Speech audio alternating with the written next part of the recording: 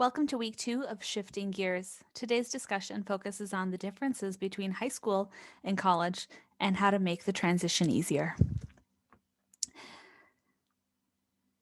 During high school, you've had 4 years in which you've been able to make routines, get to know your high school instructors, your principal, your counselor, and you've been able to get comfortable. However, going from high school to college is going to be a new journey for you in which you're going to have to break those comfort zones and get out of your routines and start new ones.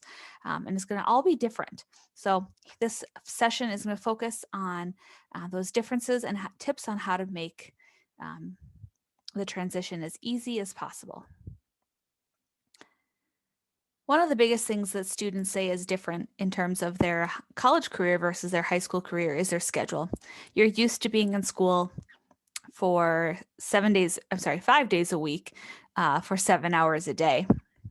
Whereas in college, you are in school for roughly 12 to 15 hours a week because you spend less time in class and more time studying on your own.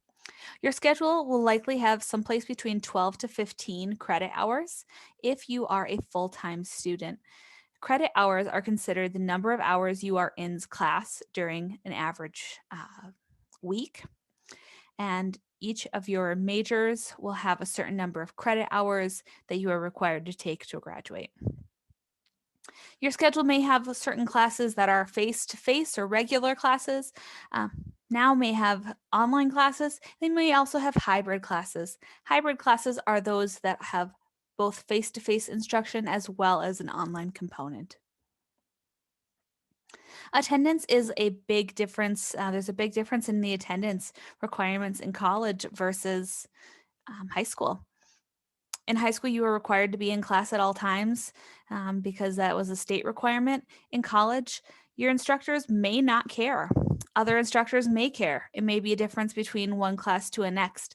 But I would highly suggest that if you are if you're basically investing in your education, whether it's you, a parent, you're going to be paying for your school later on, you should be going to class.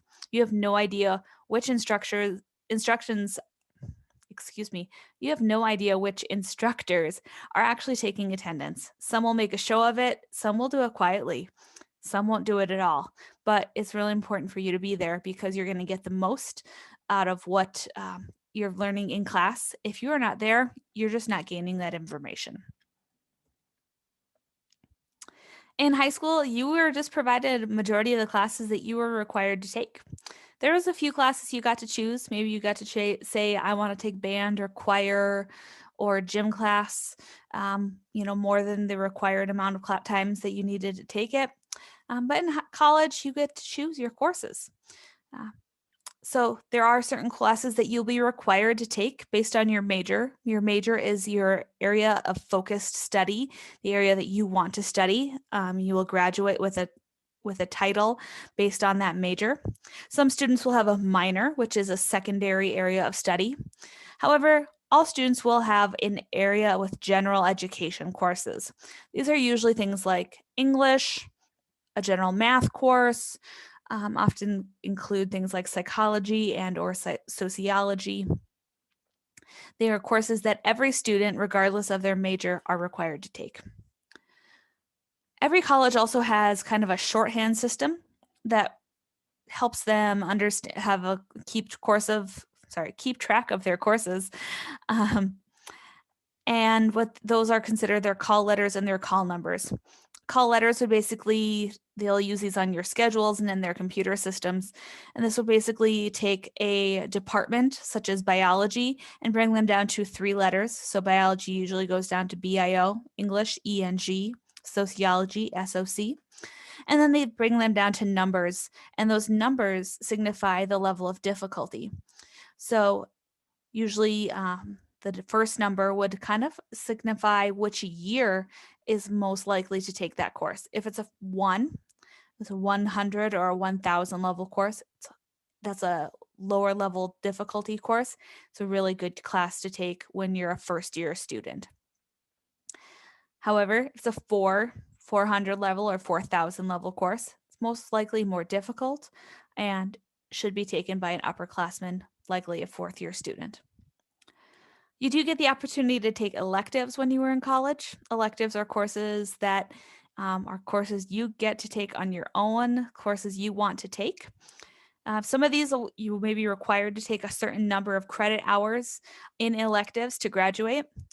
These are great classes to take to expand your knowledge base, but also to relax a little bit. These classes usually don't require as much studying, and they're a great way to kick back and learn something new. These are great classes if you want to take a gym class or some sort of physical education to keep up with your health, some sort of photography class or pottery or something to learn a new skill. And that might be something that will help you relax during stressful times. And finally, some classes may have a prerequisite. Prerequisite means that there's another class that was required before you can take this course. So let's say you wanted to take anatomy and physiology in college. They might say that you are required to take biology 108, which is general biology, before you take anatomy and physiology. So it just says there's concepts that you must know before you take this class that are in another course. So you must take that course first. One of the biggest things our students say that they find different between high school and college is the amount of focus required. They say that they usually were able to get by in high school just by showing up to class, doing their homework. They didn't require a lot of studying. And then they went to college and they had a big eye-opening, kind of a rude awakening situation when they realized how much work was required and how much they needed to focus. So try to prepare yourself mentally for that this summer. You are going to need to do a lot of work. You're going to need to be on top of things in order to succeed in college. So you're not going to be able to just kind of slide by the same way you did when you were in high school. This will require a lot of time and effort on your part. The homework and studying level in college is really cranked up. Because you're only in class 12 to 15 hours a week, you're used to being in class roughly 35 hours a week right now. So what that tells you is that not that you just get a lot of extra free time. What that tells you is that you have a lot of learning to do outside of the classroom on your own time. So homework, you need to be doing that. You need to spend a lot of time studying and completing reading assignments on your own time. And finally, expectations are very high in college. There's a quote here on the left side of the screen that says, in high school, expectations were provided to you by teachers, parents, principals, counselors, and coaches. In college, you are expected to know what is expected of you without being told. This kind of seems unfair, but many of your instructors will look at you and say, you are an adult and you don't need to be, I don't need to hold your hand through this process.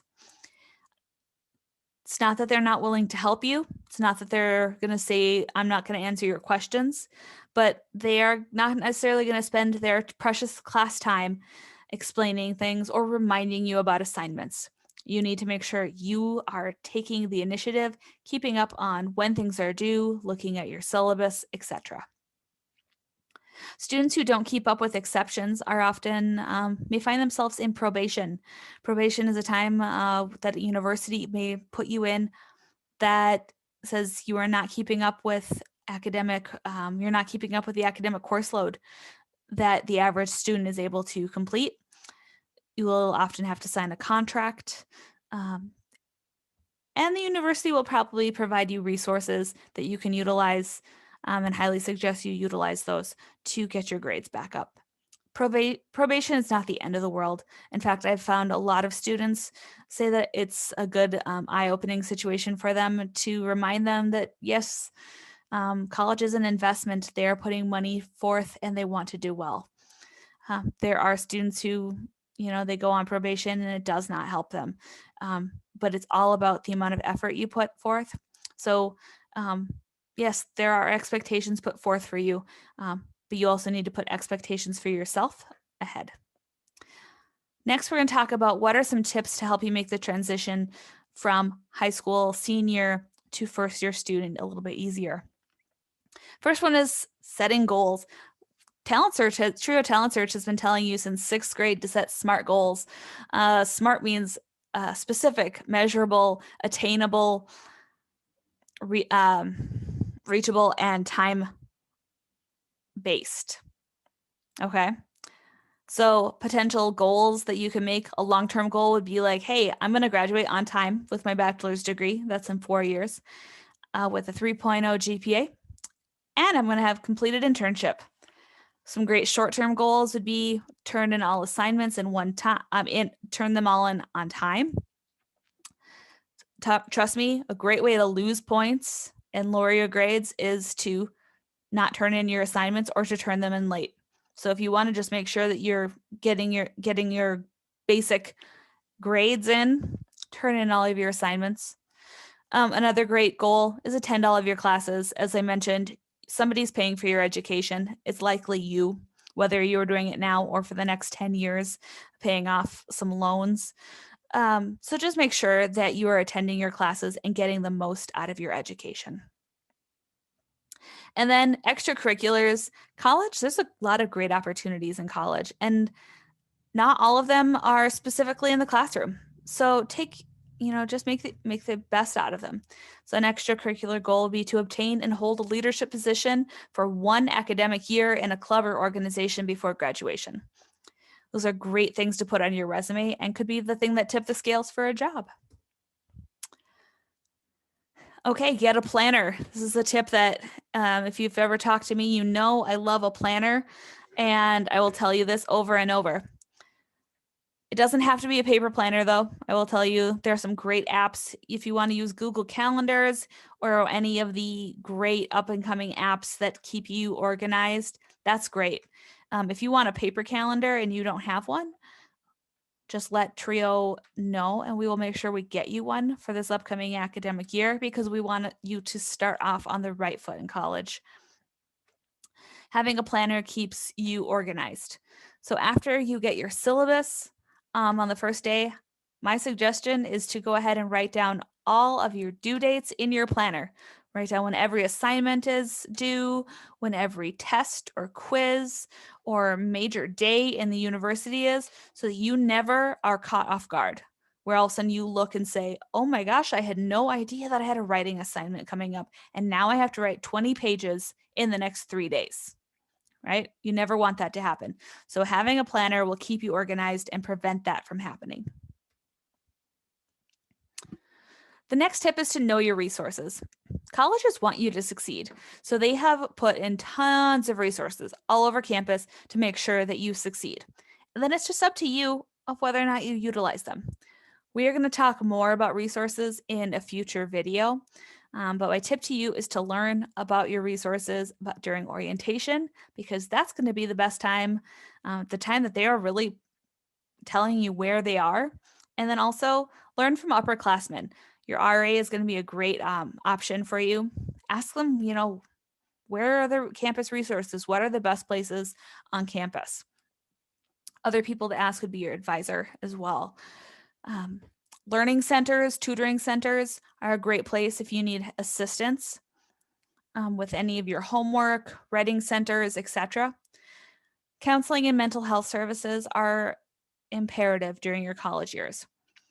We are not in the dark that college is a tough time. It's very stressful. There's a lot of pressure put on you and maybe a lot of pressure that you put on yourself as well. So know where your counseling and mental health services are on campus and make use of them. There's no shame in using those mental health services because it's just going to make you a stronger person in the end. And finally, there's TRIO programs all over this country. And whether you knew it or not, there are 7 TRIO programs. And you've been part of one of the high school programs throughout your high school career. And there are college programs as well. So there's TRIO Student Support Services, which assists students that are working towards an associate's or a bachelor's degree. And then there is the TRIO McNair, or also known as the Ronald McNair Scholars Program, which assists students who have plans to work towards their master's or their PhD. So if you are somebody who says, hey, you know what, I'm going big and I'm going to be doctor, I'm going to be, people are going to have to refer to me as a doctor, even if it's like, hey, I'm going to be a doctor of rocks, a doctor in geology. There's McNair programs. So we will make sure that if there is a TRIO program on your campus, we'll make sure that you get connected with them because they will be a fantastic resource for you. Study location is key when you are in college, okay? You likely studied someplace super comfortable at your house if you studied at all at your home. You probably studied on your bed or on the floor or on the couch. And that probably won't cut it in college. We highly suggest you find someplace that is comfortable but not too comfortable, someplace that's quiet with very few distractions. So yes, you need to cut out distractions from other people, but it also means you need to cut out distractions yourself, which means put away your phone. So no social media, don't open any tabs on your computer that would be distracting. And also make sure you have good lighting that will help you stay focused and prevent you from getting sleepy during your study session. We also suggest if you need to use headphones, that helps block out excess noise. If you are living in the dorms, that will be very helpful. Some great study spots. You may want to use your dorm room if possible. That's great. But the library and your academic buildings will have some really great opportunities or locations for you. Great quiet spots. So check those out. Finding that study location where you know that when you sit down, that's the place where you are productive. It's a very important thing. Oh, time management. We've talked to you guys about time management a lot throughout your high school career. And the reason why is because, yes, it was important in high school. It was absolutely important in high school, but it's even more important in college. Because you're only in class 12 to 15 hours a week if you're a full-time student, maybe up to 18 if you're taking a very full course load, but that still leaves a lot of open time. So let's say you have a 15-hour course schedule, and on Monday, Wednesdays, and Fridays, you have a 9 a.m. class, but you then don't have class until noon. What are you going to do with class with those 2 hours between 10 and noon? It would be very easy to say you're going to go back to your dorm and take a nap, or you're going to go play video games or go to Starbucks with your friends. Or you could use those 2 hours to study and really utilize them. So use your time between classes. You could use that time to review what you learned during your 9 a.m. class and preview the information that you're going to be going over during your 12 p.m. class. You could use that time to do reading assignments. You could use that time to do homework, to do the writing assignment that you have coming up for a large writing paper. You could use that time to start study for a test. Never waste time between classes. That time between classes, if you can stay focused, do it. Highly suggest that you limit unnecessary screen time. We know how much we love our phones. Such a great tool for us in our current society, but also can be a huge time waste. If you go into the settings of your phone and check how often you are on your phone, you may be scared and surprised at how often you are on your phone and looking at your screen. So limit unnecessary screen time. You could go ahead and schedule your study time, meaning if you have those hours between classes, go ahead and schedule and it says, right, during this hour, I'm going to work on my biology. During this hour, I work on psychology. During this hour, I work on English. So that you know that, that's what I do during that hour. You never have an hour where you say, you know what, I'm not sure what I would be doing right now. And if you have an hour where you say, oh, you know what, I normally would be working on biology, but I don't have anything to do. There's no homework today. You can always go back and review terms, reread, because there's always going to be a test coming up at some point. And then finally, make reading a priority. You will get large reading assignments in college. You're in high school, if you got reading assignments, they would tell you read chapter 4 and maybe it was 20 pages in your history book. College, you might receive reading assignments that are 100 pages. before the next class period. So you need to make sure that you put enough time into your schedule to read those, because you cannot afford to fall behind in your reading, because there's a lot of crucial information that will be in those, and you will need to understand that before your next class. A tip to making the transition into a college student easier is to live a healthy lifestyle. This may seem cliche, but it's true. We have all heard the cliche, the freshman 15. We have all heard about the stressors of college. But living a healthy life, it's about having both a healthy life physically and a healthy life mentally. So, eating a healthy diet, exercising regularly, those contribute to both a healthy life mentally and physically. Like I said earlier, you can schedule your exercise in to your classes. So you take a yoga class or you take a weightlifting class as part of your schedule, or you can schedule gym time in, as that would you have a break in your classes. That's a good thing to schedule into your breaks, is time at the gym, because it's a stress reliever. It's good for your heart, means it's good for your brain. And also eating a healthy diet. It's so easy to just enjoy all the wonderful options at the cafeteria, but make sure you're getting in your fruits and vegetables and living and eating a healthy, balanced diet. Again, it's good for the body, it's good for the brain. And I said it before, but your mental health and your physical health are equal when you're in college, and your whole life. Always make sure that you are treating those equally. Our society has had a tendency to prioritize physical health in the past over mental health, and we're making that change. So I highly suggest that you, as young adults, look and say that your mental health and your physical health are equal. That when you say I'm working towards being healthy, that it's about mental health and physical health. So again, if you need those mental health resources, that's about living a healthy lifestyle as well. And finally, find a mentor while you're in college. Finding a mentor, somebody who's ahead of you in life, who can guide you in what is coming up, it's really helpful. College, as I've said, can be very stressful, and there's a lot of things thrown your way that maybe you don't know how to handle.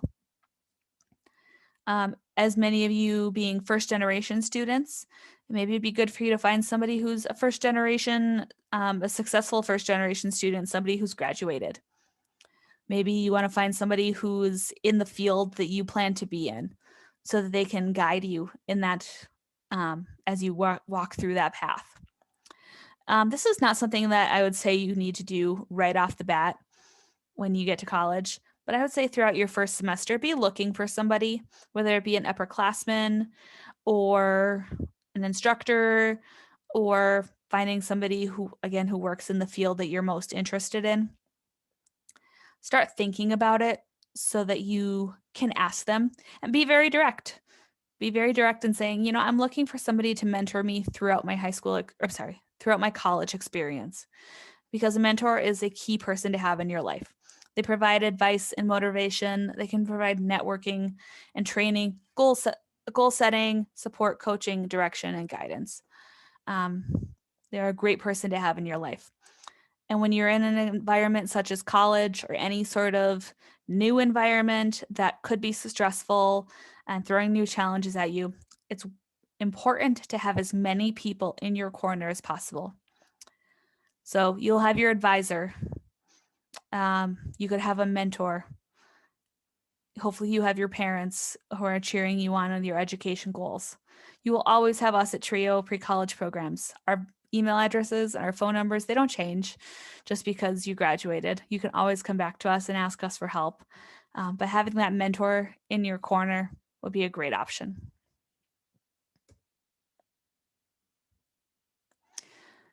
Please complete this week's Shifting Gears by Friday at 5 p.m.